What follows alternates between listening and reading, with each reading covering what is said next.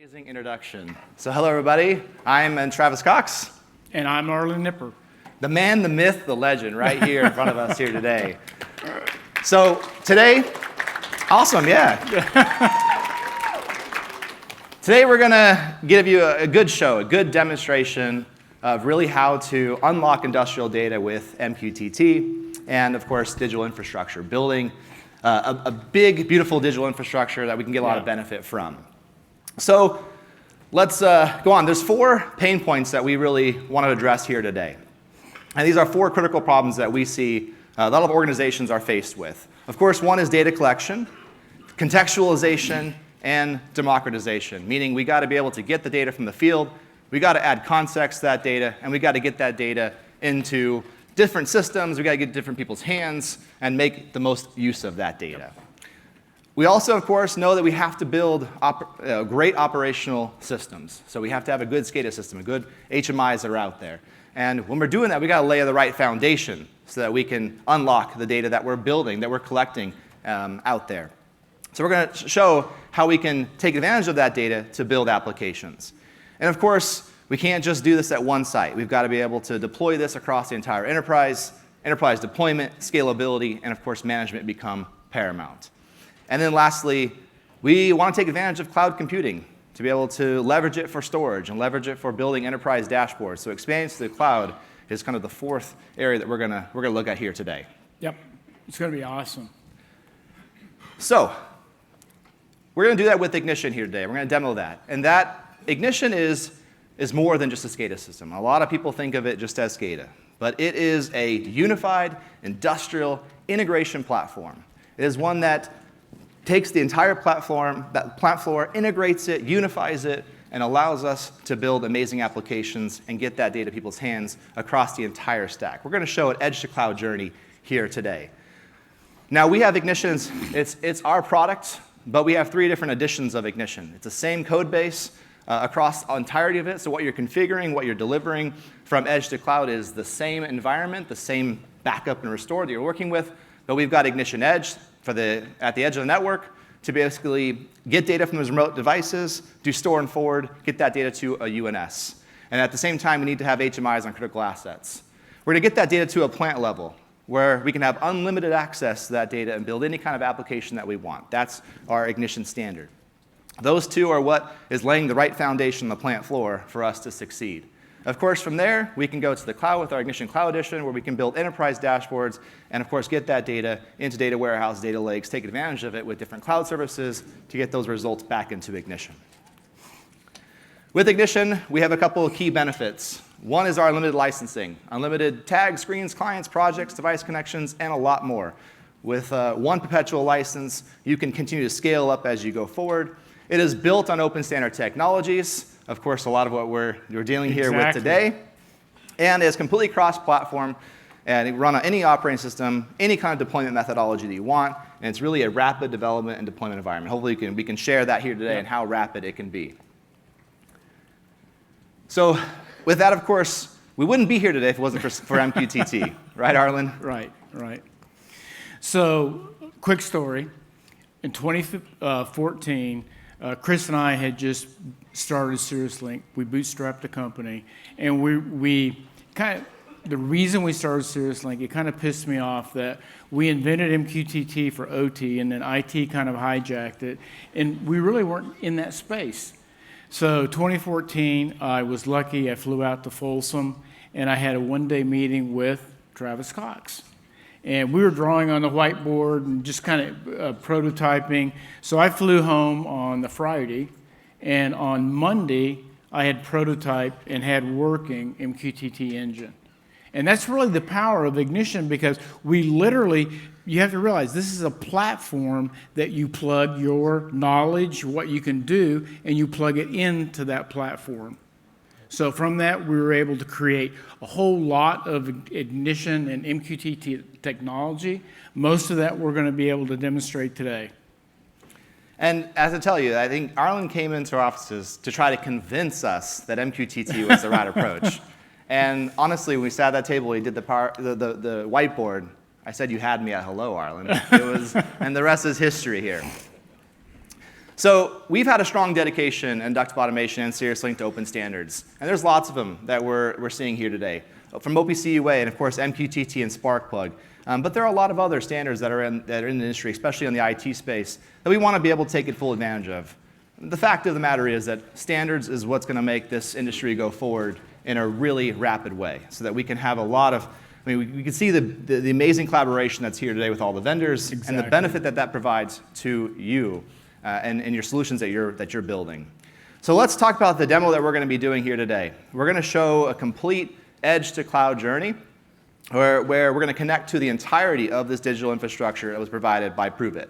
So at the edge of the network, right near that press, we want to be able to provide local HMI. We also want to get the data from that press and build a model off that data and get that into our infrastructure, into our UNS. But we want to do that one time, that single source of truth. And then from there, we want to have a plant operation where we can see all the presses, all the machines that are there from every place that we have, so we can take full advantage of that data and get it to the people that need it, as well as to historize that data on-premise into a SQL database so we can leverage the history. So we're going to show connecting to the MQTT server as provided, as well as the MySQL databases. I know it says they're Postgres, but MySQL databases for querying and storing historical information. And then from there, we're going to go one step further. We're going to take that data to the cloud, and we're going to build enterprise dashboards, and we're going to show bringing that data into Snowflake using Cirrus Link's IoT bridge for Snowflake. Why don't you give a little background around that? Really quickly, so the unique thing about the IoT bridge for Snowflake, Snowflake didn't have an IoT service, and really that was an advantage. So what we're doing is we're literally taking Sparkplug B data and we're landing it in an SQL database. Well, then we're using Sparkplug as the schema. So now we can look through the data that we're landing real time in Sparkplug. We can go find all of the UDTs, apply those UDTs to the raw Sparkplug data coming in, and boom, you've got all of your contextual data, and you haven't written a single line of code. All right, so you guys ready to see the demo here today? All right, so we're going to start there at the edge, and if we can bring over to the demo here. All right, so now you can see we've stood up, we have three environments, right? We have the edge, we have the plant, and we have the cloud. So we're going to look at the edge, and we're using the Ignition Edge here to talk to the devices locally. So I'm going to log into Ignition. And the first thing that I want to notice is that we are connected to the OPC UA server that's provided by ProveIt. So in here, if I look at the endpoint, we're connected to that virtual factory. And so that way, with OPC, we can bring in data from different products that have drivers for PLCs, or PLCs or devices themselves that have OPC built into it. So we've got the ProveIt OPC UA server that we're connected to. And if I go into our designer, I can go and take a look at what's in that ProveIt OPC UA server. And of course, we're going to look at presses here today. So I can see there's that press 103 and press 104. And what we've done is we've actually built out a UDT already for those presses. So you can see I've got press 103 and 104 here.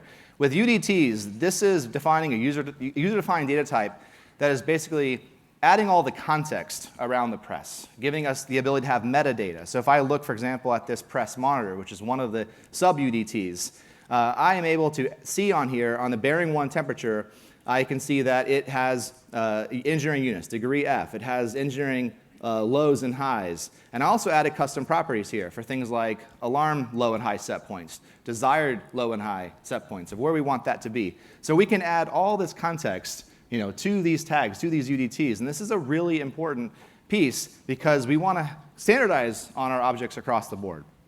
And so we're not only connected to the OPC server, we're also connected to a device. So if I go to devices, I've got another press monitor that I'm connecting to, but of course we can connect to one or more PLCs that we want to work with. And we can combine all of that together into a larger UDT. So I've got a press, which is actually made up of lots of other sub-UDTs. So we've got a very complex UDT object where, again, if I go down, I go to the line. Inside that, I've got the OE metrics. Everything is modeled the way I want with the context that I want so that now we can bring that up. And of course, at the edge of the network, all we're going to do is be able to provide a HMI for that. And so here is a screen that looks at press 103. So this is a HMI I'd have on that press where I'm looking at not only the real-time data, but historical data. And that's the most important part of this journey, right, Arlen, is to define that single source of truth. Right. So a lot of you have heard, I hate when I've done a lot of Snowflake demos and I put everything in there, I've got the UDTs, and I'm saying, well, basically it's, and I hate the word, it is your digital twin. Now, the thing that's different very, very quickly here is that everybody's wanting, if you go to Amazon, if you go to Azure, they have digital twin services, right? But that's the way they want you to build a digital twin. It's not your digital twin. So what's very unique, you'll see when we get to Snowflake, that digital twin is the way you want it in your factory. And you can change it, and it will republish and update. And you can keep iterating all that, but now you've got digital twins or models the way that your company or your factory want to use them. All right, so now the job is to get that data that's from the edge and get that into the UNS, right? And that, for Ignition, is what CirrusLink has created. So I'll let Arlen walk through the MQTT transmission module where we're going to publish that data to the broker. Right, so Travis has all that information coming into a tag provider on Ignition Edge. So what we're going to do is we're going to configure the MQTT transmission module to point at that tag provider and start publishing that using MQTT Sparkplug. So when we connect, the transmission module is going to go out to that tag provider, grab all of the UDTs, and publish those using MQTT Sparkplug. Then it's going to proceed to the actual tag path, the UNS, and we're going to publish that up to the Ignition gateway that's going to be setting at the plant level. Absolutely. So you can see here I've got the MQTT server for the virtual factory that we're connected to. And it is already connected. It's one of one. That transmitter is basically taking data from that local tag provider in Edge, and it's going to publish it on this Sparkplug topic, which is Inductive Automation Ignition Edge OPC. And so that means if I were to go into MQTT Explorer, we connect into this, I'm going to see if I look at Sparkplug, there is Inductive Automation, and there is our Inductive Automation Ignition Edge OPC topic namespace. And of course, this is Sparkplug. It's encoded, but all the data is coming in, and we got our job done at the edge. Now we'll come back to the edge in a minute to add something new, add a new press to see how this can fit through the infrastructure. But I think it's time now to take it from the edge to our standard ignition at the plant, because we want to be able to have all those HMIs out there where we can aggregate that into one unified application for the plant, right? So they can see all the data from all the presses in one place. And so for that, we're going to, let me disconnect from here. We're going to go up here to our plant system. So I'm going to log into Ignition on the plant.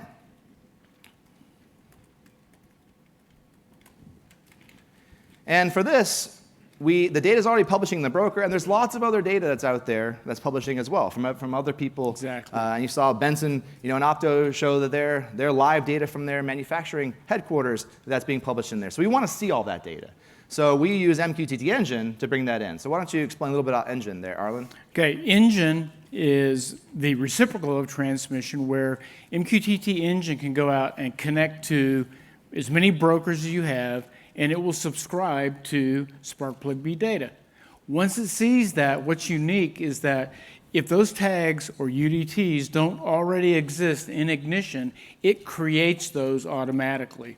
So basically, plug and play, so we're going to be able, we discovered everything that was on that Ignition Edge, and without writing a single line of code, all the UDTs, all the tags, all of the contextual information and metadata, all the way down to the tooltip, all the way down to the alarms, was all automatically discovered. So as you can see here, with MQTT Engine, we're connected to the exact same MQTT server that we have for the virtual factory. Now, we actually have two connections in here because we're showing one for Sparkplug, where we're bringing all the Sparkplug data in. But of course, you can also, if you have non-Sparkplug devices, you want to bring that into Engine as well and bring in that data.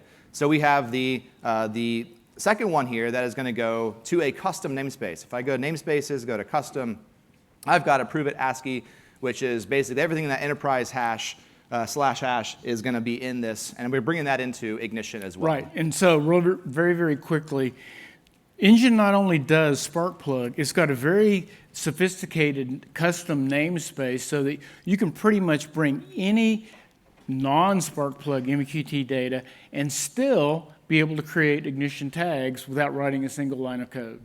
Absolutely. And so I know we're already connected to this, so don't worry. We're going to show connecting to a live one and seeing it auto-discover. Right. But since we have been connected to this infrastructure on our standard Ignition server, if I go to the designer again, and I go to MQTT Engine, I'm going to zoom in a little bit on here so that we can see this a little bit better, a little bigger. So here's MQTT Engine, and there is all the stuff from the just JSON data that's coming in to Ignition. So we can go and take a look at any of the data from anybody that's here and see that information. So there it all is. Now, we're also, of course, doing Sparkplug. Under Edge nodes, I'm going to see all of the Sparkplug data. And if I look under Inductive Automation, if I go down to Ignition Edge, there is my OPC, and there's my press 103 and 104. That's coming in. So we've got all this data coming in. Of course, those UDTs are actually defined up here as well. So we don't have to, everything that was defined at the edge is now automatically defined up here. All of the engineering units, all of the metadata holds with those tags. Again, what we're very adamant about is a single source of truth. So you're going to see that we created a UDT with all of its contextual data at the edge, and it's going to ripple all the way through the infrastructure as a single source of truth. So let me go, all right, I was on the wrong folder. Let me go to UNS, Enterprise. Yep. Let's go down to UNS, Enterprise, Dallas, Press 1, IACL. There's the UDTs that we're brought in. Now, why it's really important for having UDT in here is that with Ignition, especially on the engine side, if I have all these edges out there across my plant, and they're all using that same object, that means if I go up here essentially and I define on these, like if I look at this press monitor one, I have put on these tags already, I've got history defined, I've got alarms defined, and that is done on the definition. So that means if I bring a new one in, it will automatically have that defined. So we're going to show that. So let me minimize here, and let's go first to the application. I'm going to log into the application. Let's see.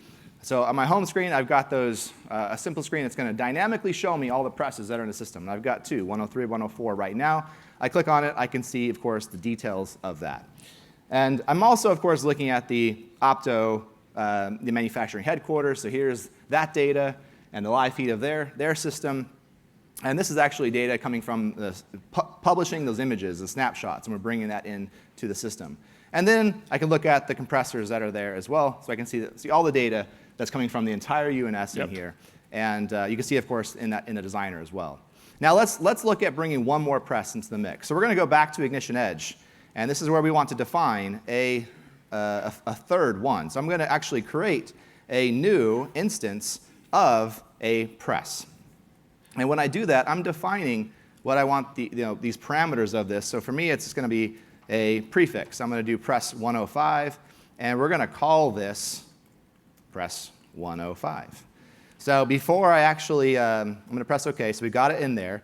Before I actually transmit that, you can see I've got 2 in there right now. So let's make this a little bit smaller and put it over here to the right. Whoops. And what we're going to do is go to our transmission, and we're going to tell it to refresh so that now I want to listen to all the tags that are in there. So we're basically seeing what's in the local edge systems, and we're going to republish that. And you'll see now I've got 3 presses automatically in my application. And what's best about this is not just that it's dynamic. I put all the configuration on the UDT. So that means all the history, all the stuff that's there will be logging. And so right now you can see the trends are small, but we've started logging all the data, and all the alarms, all the information is ready to go for this press. It was just that simple to get that data from the edge published up. And more to that, with Sparkplug, we have built in the ability for alarms and command and control. Yes, we have. Why don't you talk about that, Arlen? Well, again, when we first did Sparkplug, it was for the oil and gas market, for mission-critical command and control.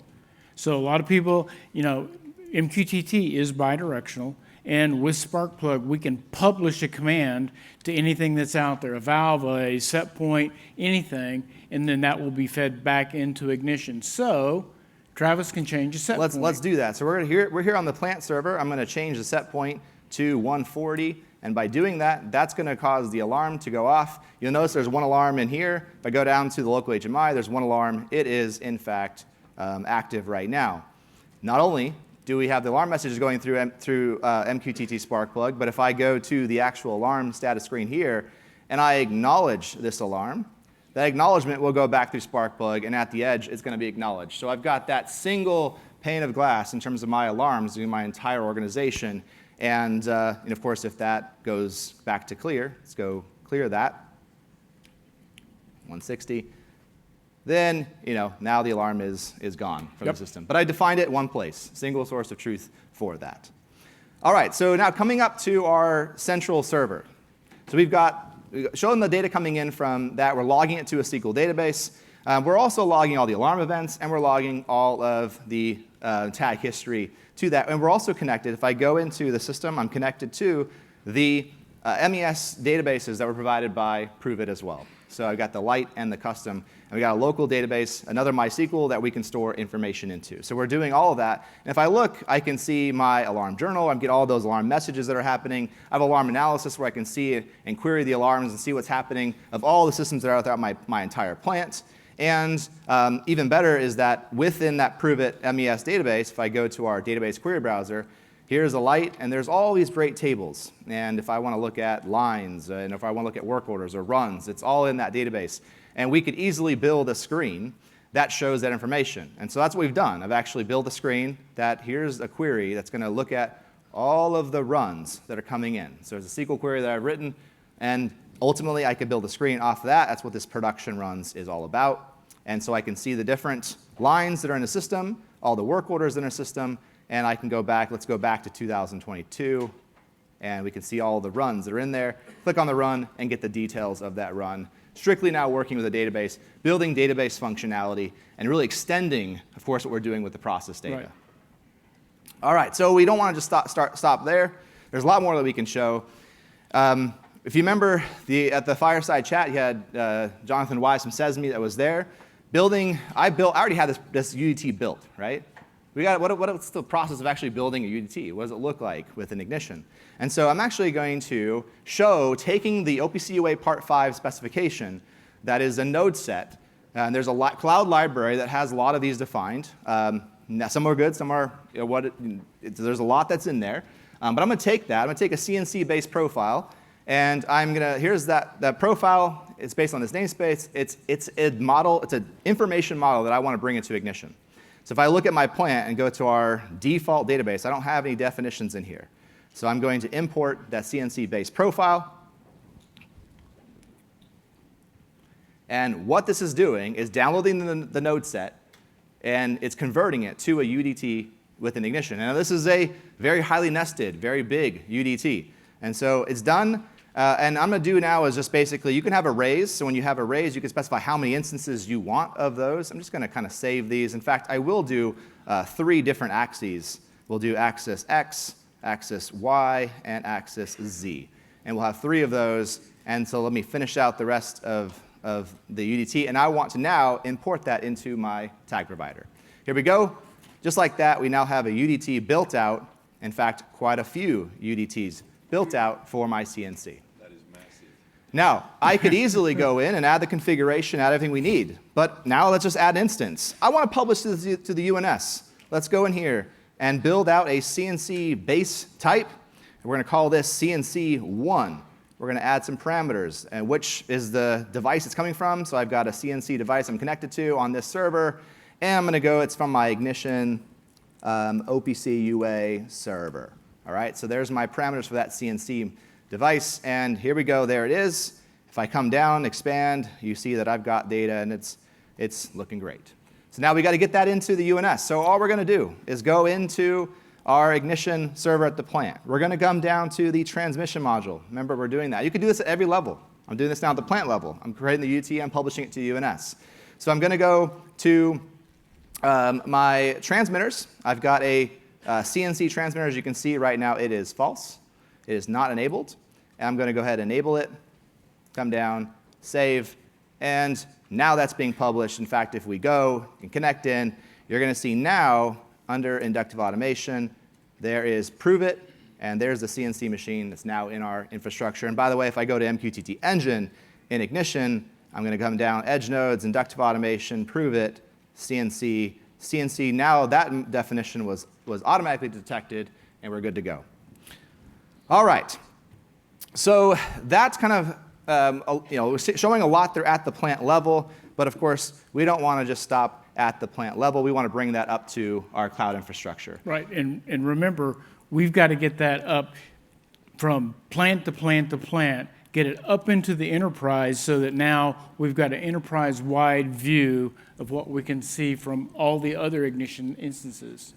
Exactly. So now we're going to go up to our Ignition Cloud instance, and that's here. And this right now is connected to, if I come down to MQTT Engine, it is connected to an MQTT server. I deliberately made this a different MQTT server because there's nothing publishing to it right now.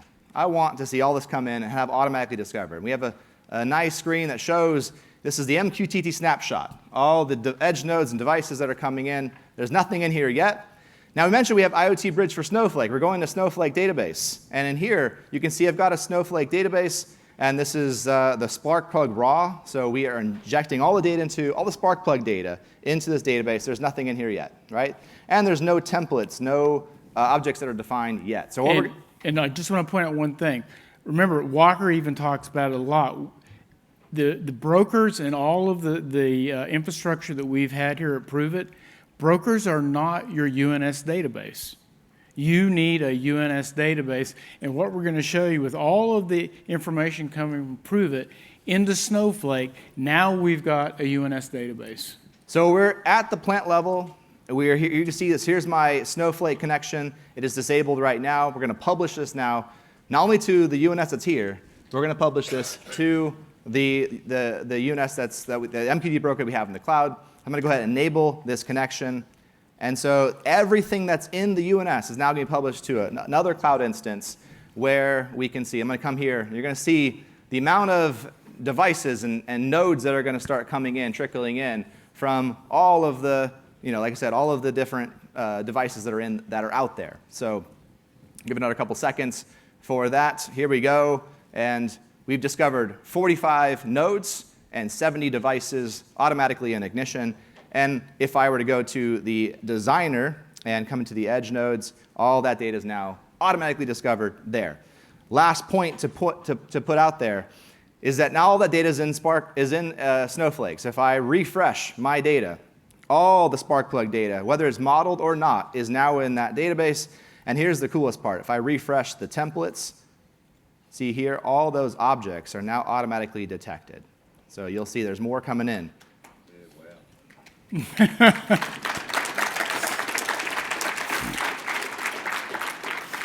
So, once we have that, it's a matter of being able to see that data back on the dashboard. So the last thing I want to do, I know he's trying to get me off this stage. No, we're good. We have another minute and 30. I want to come over here to our Snowflake dashboard. So this Snowflake dashboard, as you can see, it's still finishing all of the templates that are in there. So it should be done here fairly soon. And ultimately, I'm connected to Snowflake through JDBC. So if I were to go into the connections, I'm connected to that same instance, so I can actually query that data from Snowflake. And so let's refresh to see, do all of the models, look at that. 103 instances of data models are in there. I can see the definition because the context all the way defined at the edge is now available. And if I want to go to history, I can simply now, let's go to our press monitor. Let's go to V1, press 103. Let's go to the bearing temperatures, apply the filters, and all the data is now logged in Snowflake. I didn't write a single line of code this entire time. Now remember that the presses that are in Snowflake were defined at the edge. Single source of truth, all the way up into Snowflake. There we go. That's a demo.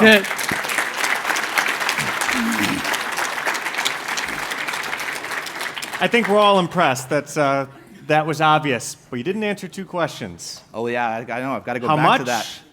How long? If you go back to the PowerPoint, oh my gosh, we had such a long demo there.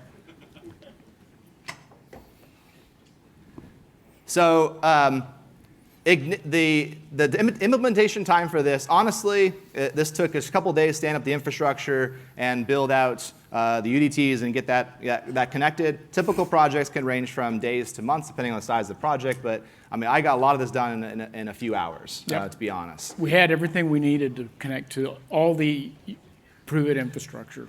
On implementation time or implementation cost, this is all of our pricing on the website. It's very, very transparent about pricing. It's a perpetual license, very simple. The total perpetual license cost for the entire plant, that's 2 presses that from an HMI perspective at $3,700, 1 plant server at $25,000, and so just under $30,000, you got the entirety of that plant that's fully unlimited, and you can have an optional total care annual cost of $5,900 per year for upgrade protection and for support. The cloud side, if you want, it's optional. If you want to do that, it's an annual license. You can see there what it would be annually for the IoT bridge for Snowflake and for Ignition Cloud Edition to have a complete enterprise solution. So again, all pricing's out there. We're very transparent about that. Awesome, thank you. All right, let's put up the Slido code so that people can, start to see it. And while these are starting to load, I'm going to ask the same question I'm asking everyone. If you had the same problem, what's the next best alternative that you would use to solve it? And then why is yours better than that alternative? So there are lots of different solutions that are out there. I know there's a lot of people talking about how we should use fully open source software across the entirety of the stack. But I can tell you, supporting it, engineers who have to, who are building initially have to support it over time. You need to have a platform with a common, framework that people can learn and understand. So Ignition, we take education seriously with our Inductive University. It's completely free. We provide a lot of resources on the exchange. And of course, with the Ignition feature set, there's a lot of different tools in the tool belt to help solve challenges. But we're doing it at the operational level. When we're building those systems, the SCADA system, for example, we can build the models at the same time, right. And have that be brought into the entire infrastructure. So I had 35 years of experience before I even met Inductive Automation. And what you get in a single platform, it would have taken several platforms to do the same thing that we did. Yes, all right, yeah. Between the two of you, you answered the question. Perfect. All right, can we get the questions down here? So until then, if you have a historian, why do you need Snowflake? You've got to have it on-prem. So we have store and forward in the MQTT transmission module. So even if the network's going up and down at the plant, we know we ultimately are going to have no gaps in the time series database in Snowflake. But if you're local to the plant, you can't be losing your trend charts and all that. So you need a local historian. Yeah, and ultimately, your historian locally, managing the data over time there, you only want to keep a couple years. Your long-term storage has got to be something, and cloud is the obvious choice, especially for across the entire enterprise. So if you have all your operational data and business data in there, you can now make better decisions. Apparently, we have some people that really want to know when you're going to support a FANUC driver. That's a good question. We're just about ready to have the beta of our next release. 8.3 is coming out next month. We're going to support the Siemens S7 Plus driver. The FANUC is on the priority list for after that. We have a team who is figuring out the next driver we'll be working with. Of course, in the meantime, there's third-party OPC servers you can work with that will be easy to integrate with Ignition. So it's on the horizon. Awesome. Where was the CNC template that you loaded? All right, if you go back to my demo for a second, I didn't show this. There was so much that I wanted to show. But I did, if you go to my screen for a second.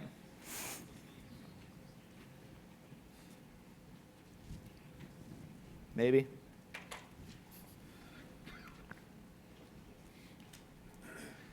There you go. So I do have, if I come up here under, not on this one, not on this one, under the embedded, I do have a CNC view, a template that was built out here. And it's built with a tag path. So what's really cool about this, and I didn't show this piece of it, but if I go to my playground here, there's nothing in the screen right now. And let's go to the playground. And in here, I could take this CNC device, drag it in. We knows it's based on that type. I can build that template out of that data type really quickly. And in fact, I've done the same thing for Optos 22s. If I go to utilities and go to compressors, there's compressor 1, and there's compressor 2. I can put all of these on the screen, and ultimately from there, I'll delete one of those. Well, from there, if I come over to the playground and I press save, that will be then instantly deployed out to the clients. So that's sort of, shows that how the objects can be built both at the UDT level and, of course, in the project itself. Did you download the actual model? Sorry? Where did you download those? You had those models up there. Oh, where did you download? Oh, that was That- from the CESMII. CESMII's cloud library, and the OPC Foundation has a UA library as well with all those node sets in them. There's hundreds of them Yeah. on there. Yes. Awesome. Not only do you answer it, you demonstrate. So I'm going to get to the ones specific to this first, and then at the end we can ask ones that are more general about the software. Please share perspective gateway for the ProveIt infrastructure. Not really a question, but I guess Most certainly, we could put that on the exchange. If anybody's interested in having downloading any of those projects, I'll put it on the exchange. You guys can have it, and all the UDTs, everything that we have, go for it. Awesome. So keeping with the ProveIt, how do you do transactional data, database records in the UNS? What if you didn't have access to the MES database, but only to the UNS? Yeah, so that's a good question. Basically, in our tag system, you could build a UDT or tags that are going to query data in a database for aggregated data, for example, or have an event that's all together, and then we can update that over time and have that being published to the UNS. So that's a common way that people have done it. What if you have multiple edge gateways with UDTs with the same name? For example, press_UDT, publishing to a plant broker, and the UDT changes at one of the gateways. So first of all, every edge node out there will have a different topic namespace with Sparkplug, so it'll be different edge nodes defined. And they could, of course, have within that UDTs of the same name. Now, if you change the actual definition of the UDT, you should version the UDT definition so that you're not, because some of them might be old, some of them might be new. You got to have versioning in there. So ultimately, you can manage that properly. And we can do all that from a centralized system. We have enterprise administration module in Ignition where we can define those data models and push it down to every single Ignition server that's out there. And we've looked at that many, many times. There are looking at adding UUIDs to UDTs, but think about it. I don't want pump 1, 2, 3, 4, 5, and then have to look inside of those to see that they're different. So there is some discipline in saying, hey, if you're going to do a UDT, version it. If you're going to change it, do a new version. Next one. I see a lot of Ignition stacks combined with HiByte. How do you identify when it's appropriate to add it? So that's a great question. In fact, we've talked a lot of people come to the booth and ask about, hey, how do you and HiByte, there's some interplay or overlap. But ultimately, Ignition's focus is that plant floor, right? Building the data models and the systems that are required at the plant floor level and the applications that you need for that.